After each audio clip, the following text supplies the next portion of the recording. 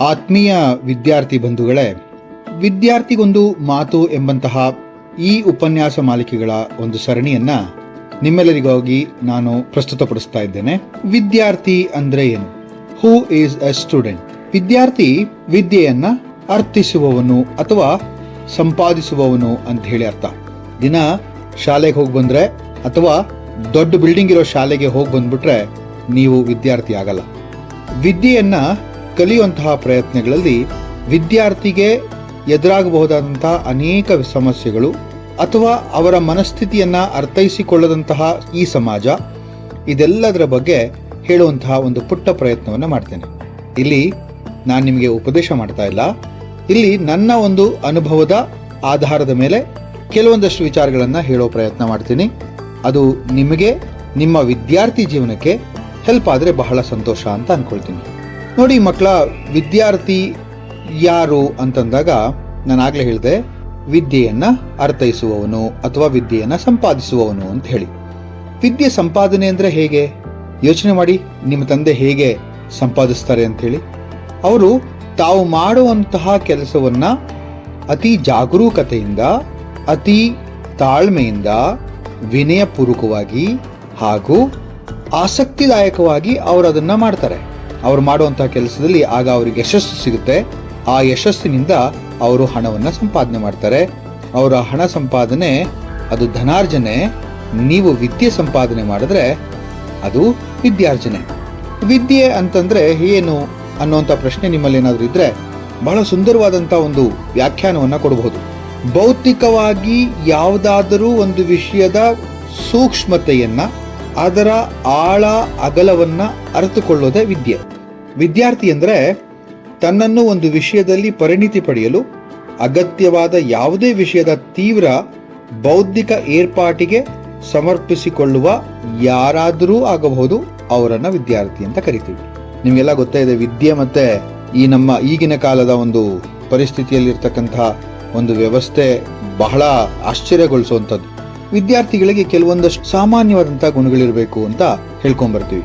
ಈ ಸಾಮಾನ್ಯವಾದ ಗುಣದಲ್ಲಿ ನಾನು ಹೇಳುವಂತಹ ಮೊದಲನೇ ಗುಣ ಅಂತಂದ್ರೆ ವಿದ್ಯಾರ್ಥಿಯಲ್ಲಿ ವಿನಯತೆ ಇರಬೇಕು.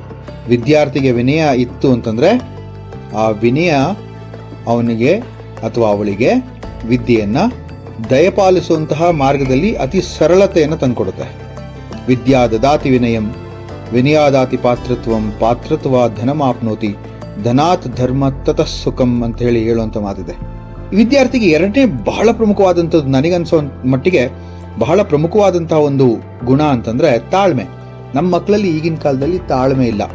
ನಾನು ಯಾವಾಗಲೂ ಹೇಳ್ತಾ ಇರ್ತೀನಿ, ನಾನು ಪಾಠ ಮಾಡಬೇಕಾದ್ರೆಲ್ಲ, be happy in what you are, be happy in what you do, be cheerful, enjoy your learning ಅಂತ ಹೇಳಿ. ನಮ್ಮಲ್ಲಿ ಆ ಒಂದು ಪದ್ಧತಿ ಈಗೀಗ ತುಂಬಾನೇ ಅಳಿಸೋಗ್ತಾ ಇದೆ ಅಂತ ಅನ್ಸುತ್ತೆ. ನೋಡಿ, ವಿನಯ ಮತ್ತೆ ತಾಳ್ಮೆ ಇದ್ರೆ ವಿದ್ಯಾರ್ಥಿಯ ಮನಸ್ಸು ಬಹಳ ವಿಶಾಲವಾಗಿರುತ್ತೆ. ನೀವು ಎಷ್ಟನ್ನ ಕಲ್ತ್ಕೋಬೇಕು ಅಂತ ಅನ್ಕೊಳ್ತಿರೋ ಅಷ್ಟು ಕೂಡ ನಿಮ್ಮ ಮಸ್ತಿಷ್ಕಕ್ಕೆ ಹೋಗುವಂತಹ ಪ್ರಯತ್ನ ಅಲ್ಲಾಗತ್ತೆ. ಆದ್ರೆ ನಮ್ಮ ಮಕ್ಕಳಲ್ಲಿ ಆ ತಾಳ್ಮೆ ಅನ್ನೋದಿಲ್ಲ. ಅದರಲ್ಲೂ ಈಗಿನ ಕಾಲದ ಮಕ್ಕಳಲ್ಲಂತೂ ಅದು ಬಹಳ ಕಮ್ಮಿ ಆಗ್ತಾ ಇದೆ. ದುರ್ದೈವ. ಈಗಿನ ಕಾಲದ ಮಕ್ಕಳಿಗೆ ಬೇರೆ ಬೇರೆ ಹವ್ಯಾಸಗಳಲ್ಲಿ ನಿರತರಾಗಿರ್ತೀರಾ. ಅದನ್ನೆಲ್ಲ ಸ್ವಲ್ಪ ಬದಿಗಿಟ್ರೆ ವಿದ್ಯೆ ಎಂಬಂತಹ ಒಂದು ಸುಂದರವಾದಂತಹ ಒಂದು ಪರಿಕಲ್ಪನೆ ಅಥವಾ ವಿದ್ಯೆ ಅಂತಕ್ಕಂತಹ ಒಂದು ಭೌತಿಕ ಪರಿಕಲ್ಪನೆ ನಿಮ್ಮ ಜೀವನವನ್ನ ಹಸನು ಮಾಡೋದ್ರಲ್ಲಿ ಎರಡು ಮಾತಿಲ್ಲ. ಮೊದಲು ಮಕ್ಕಳ, ನೀವು ಕಲಿಕೆಯನ್ನ ಖುಷಿಪಟ್ಟು ಕಲೀರಿ. ಪರಿಶ್ರಮ ಅಂತ ಹೇಳಿ ಹೇಳ್ತಕ್ಕಂಥ ಮಾತಿದೆ. You have to work hard. ನಾನು ಅದನ್ನ ಸ್ವಲ್ಪ ಬದಲಿಸಿ ಹೇಳ್ತೀನಿ, don't work hard but work smart ಅಂತ. ನೀವೆಲ್ಲ ಅದನ್ನ ಒಪ್ತೀರಿ ಅಂತ ಅನ್ಕೊಂಡಿದ್ದೀನಿ. ಕೆಲವೊಂದಷ್ಟು ಮಾತುಗಳನ್ನ ಅಥವಾ ವಿಚಾರಗಳನ್ನ ನೀವು ಬೆಳೆಸ್ಕೊಳ್ಳುವಂತಹ ಪ್ರಯತ್ನವನ್ನು ಮಾಡಿ. ಆಸಕ್ತಿ ಬೆಳೆಸ್ಕೊಳ್ಳಿ. ಟೀಚರ್ ಏನು ಹೇಳ್ತಾ ಇದ್ದಾರೆ ಅದ್ರ ಬಗ್ಗೆ ತುಂಬಾ ಗಮನವಿಟ್ಟು ತಾಳ್ಮೆಯಿಂದ ಪ್ರಫುಲ್ಲಿತರಾಗಿ, ಅಂದ್ರೆ ಖುಷಿ ಪಟ್ಟು ಅದನ್ನ ಕೇಳುವಂತ ವ್ಯವಸ್ಥೆ ಮಾಡಿ. ಸ್ಕೂಲಲ್ಲಿ ಇರ್ಬೇಕಾದ್ರೆ ಬೇರೆ ಬೇರೆ ಚಟುವಟಿಕೆಗಳನ್ನ ಅಥವಾ ಬೇರೆ ಬೇರೆ ರೀತಿಯಾದಂತಹ ಒಂದು ಕೆಟ್ಟ ಹವ್ಯಾಸವನ್ನ ಬೆಳೆಸ್ಕೋಬೇಡಿ.